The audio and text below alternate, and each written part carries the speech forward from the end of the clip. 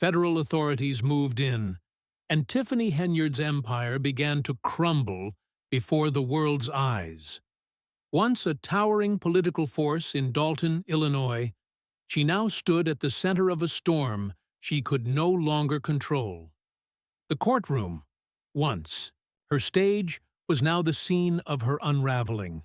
Her emotional breakdown wasn't just a legal response, it was the collapse of a carefully constructed image. For years, Henyard thrived on control, charm, and manipulation. But when federal agents closed in, her political armor cracked. That flicker of fear in her eyes said everything. No more spin, no more distractions.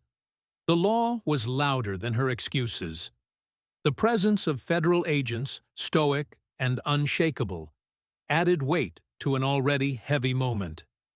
Henyard's go-to defense, the narrative of being targeted, no longer held power. Even her inner circle, once fiercely loyal, began to back away. Her old tricks didn't land. The mountain of evidence spoke louder than any press release. As the agents led her out, the courtroom buzzed with disbelief. Cameras rolled, journalists scribbled, and the community watched as the once confident mayor unraveled in real time. Her attempt to shout over the noise only made her fall louder. The moment the public had long anticipated had arrived. The reckoning. Rumors of corruption and abuse had haunted her for months, but now they were facts presented in court.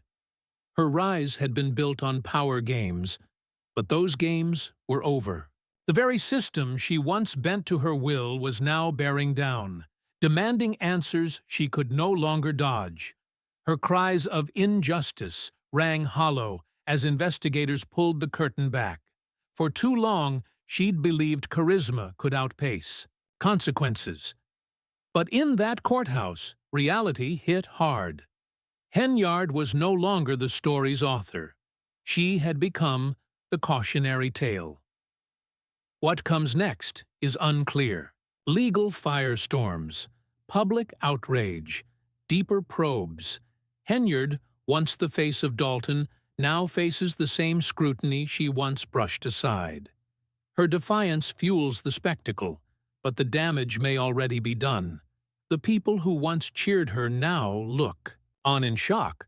The fall wasn't a matter of if, it was when. And now, it's here. A leader once feared and revered, now exposed and pursued. Outside the courthouse, her nightmare unfolded live. Reporters shouting, cameras flashing, her power slipping with every step. Media outlets ran wild.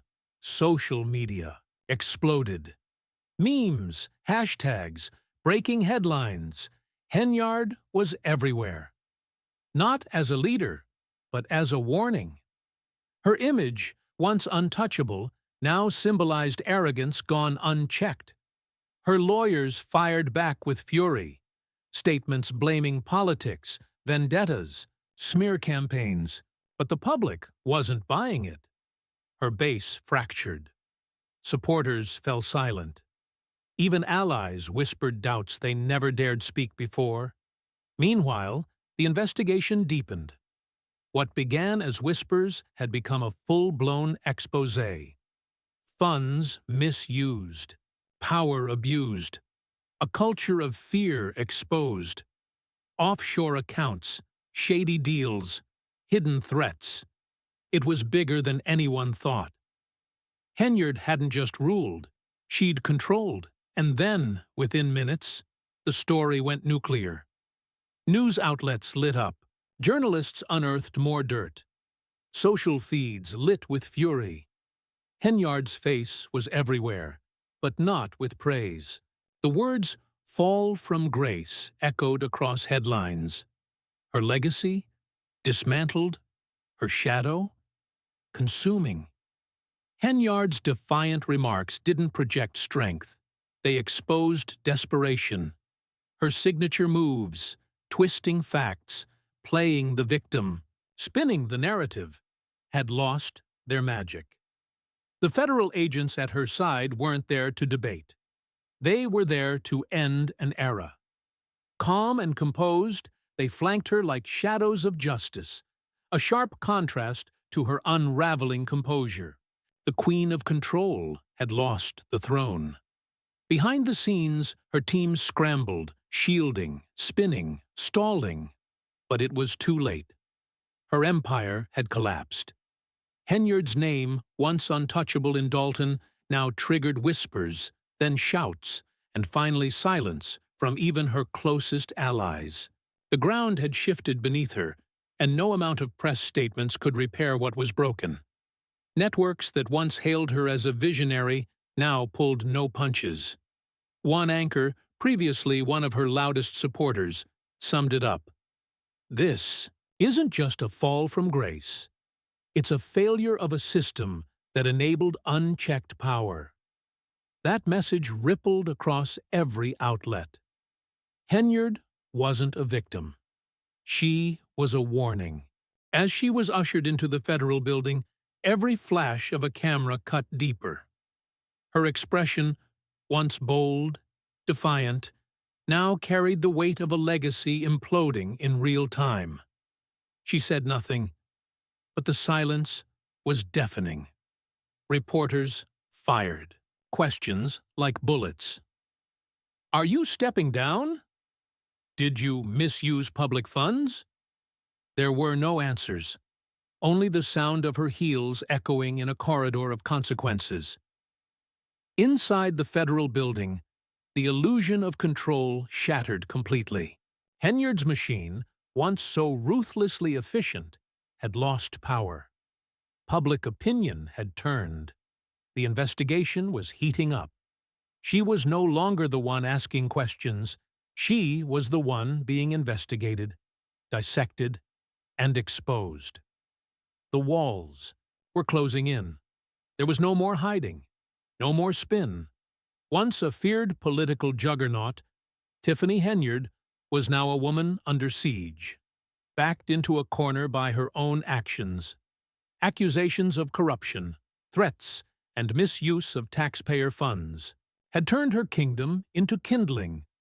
She sat in a stark interrogation room. Harsh lighting, cold walls, no cameras, no allies. Just her and the truth. Henyard leaned back, crossing her arms, trying to summon her infamous bravado. "This is ridiculous," she snapped, her voice forced. "You have nothing on me." The lead investigator didn't flinch. He calmly dropped a thick dossier onto the table. Inside, her downfall. Bank records, wire transfers, shady correspondences. One document, her signature approving a suspicious deal, landed like a bombshell. Another? An email exchange outlining quid pro quo arrangements with donors. Her smirk faded. He leaned in, voice steady.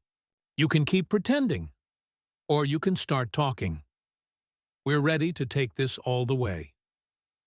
For once, Henyard had no clever reply. The air turned heavy. Outside, the world moved on.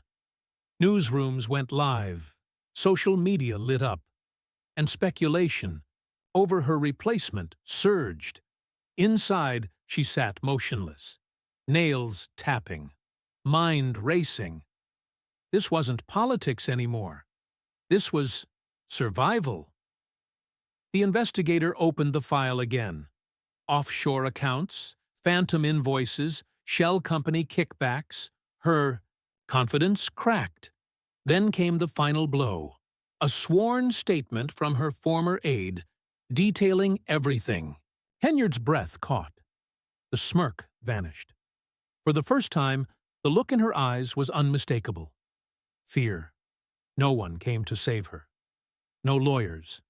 No advisors. No escape. Just the truth. And the people demanding it. Within hours, the fallout began. The investigation leaked, rocking Dalton's political core. Analysts drew comparisons to infamous downfalls.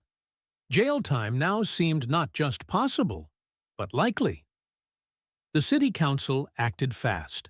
One trustee went on record. "We can't stand by while our community's trust is betrayed. This administration has failed." An emergency meeting was called. Live, raw, unfiltered. The people were watching, and the message was clear. Dalton wanted the truth, and it wanted accountability. It was a jaw-dropping spectacle. A woman who once ruled her city with unmatched influence was now being cast aside in front of the world. Public opinion had already delivered its verdict. Tiffany Henyard was no longer trusted. But Henyard wasn't going down quietly. In a frantic bid to salvage what was left of her reputation, her team sprang into action. A scripted video statement appeared online, echoing the same tired lines, denying fault, stirring her base, and accusing her critics of launching a political vendetta. But the reaction was immediate and merciless. Demonstrators gathered outside City Hall, their voices loud and clear, holding signs and chanting for justice. Some shouted for her arrest, others simply demanded her resignation. The ironclad image she'd spent years crafting was rapidly disintegrating.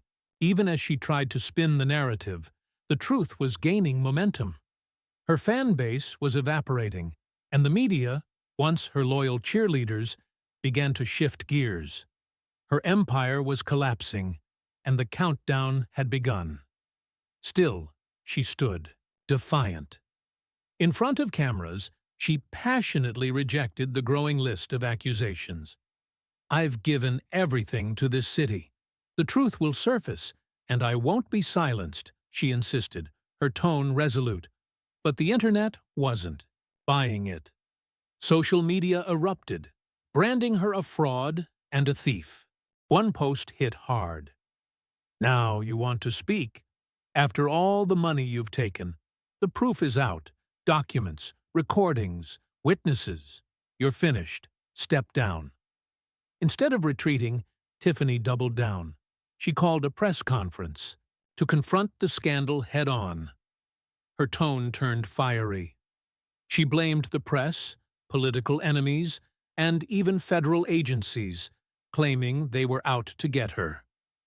"They're trying to silence me because I won't play their game," she shouted, her voice growing sharper with every sentence. But reporters pressed on, asking about the leaked financials, the threatening audio clips, and the whistleblower who had come forward. Tiffany refused to answer directly, sticking to her claim of being wrongfully targeted. But the tide had already turned. That evening, as news coverage started winding down, something unprecedented happened. The FBI, backed by state officials, executed a search warrant at Henyard's home and office. It was historic, the first time federal agents had raided the property of a sitting mayor in the city. News crews raced to the scene as agents carried out computers, hard drives, and boxes of files. Then came the image that would define the moment: Tiffany Henyard in handcuffs. Within minutes, the picture was everywhere. What began as whispers of scandal had erupted into a full-blown legal disaster. The charges were massive: wire fraud, embezzlement, and bribery conspiracy. Each one with the potential to land her behind bars for decades. Legal analysts weighed in, some predicting over 20 years if convicted. A plea deal seemed like her only way out. The entire city was on edge. Political allies who once praised her now cut ties, releasing public statements demanding accountability. Investigators confirmed that several people within her inner circle were also under scrutiny. The city was in turmoil. Some celebrated her fall. Others were stunned, and many claimed they saw it coming long ago.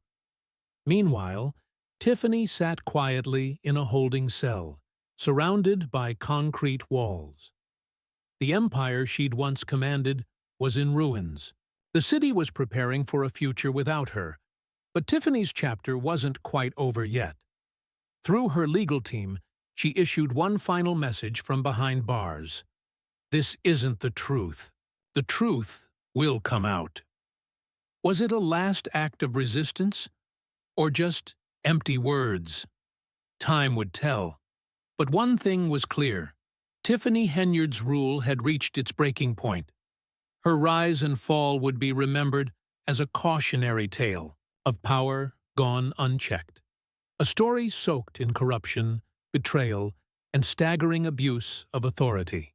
The question now, was this all deserved, or was there another side yet to be revealed? Could Tiffany Henyard somehow claw her way back from this downfall, or was this truly the end of her political career? If the scandal that surfaced was this, intense, imagine what might still be buried. The public remained hooked on every development, and one thing was certain. This story wasn't done yet. Her fate appeared sealed, but if history has taught us anything, it's that the most disgraced leaders often find a way to return. For now, all eyes remain on Tiffany Henyard, as the world waits for what happens next.